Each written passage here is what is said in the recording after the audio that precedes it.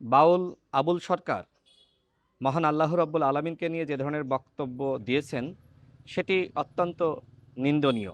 আমি মনে করি তার শাস্তি হওয়া উচিত, যাতে করে ভবিষ্যতে কেউ আল্লাহকে নিয়ে, রাসূলকে নিয়ে এ ধরনের কটূক্তি না করতে পারে।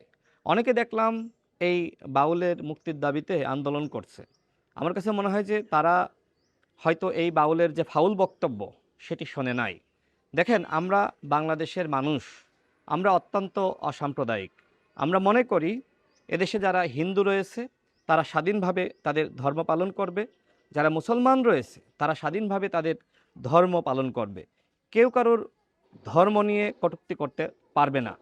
এই বাউল যে ধরনের ফাউল করেছে, আমি মনে করি তার যদি শাস্তি হয় তাহলে ভবিষ্যতে আর কেউ এই ধরনের কটূক্তি করার দুঃসাহস করবে না।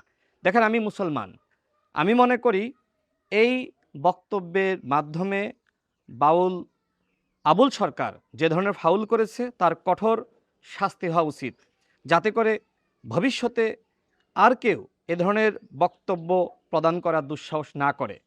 আমি মুসলমান, আমার কাছে সবার আগে ধর্ম আগে।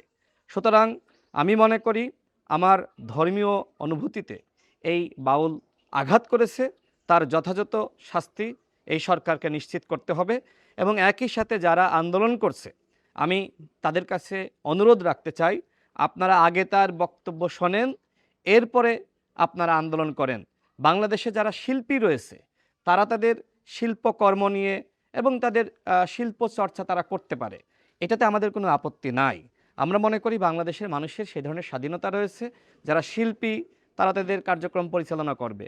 কিন্তু এর মানে এই নয় যে আপনি ধর্মকে নিয়ে আপনি কটূক্তি করবেন। হ্যাঁ, আপনি ধর্মকে নিয়ে মন্তব্য করতে পারেন, কিন্তু সেইটা যাতে আসলে ধর্মের সাথে সাংঘর্ষিক না হয় এবং ওই ধর্মের মানুষের ধর্মীয় অনুভূতিতে আঘাত না আনে। এই বিষয়গুলো আমাদের অবশ্যই লক্ষ্য রাখা উচিত।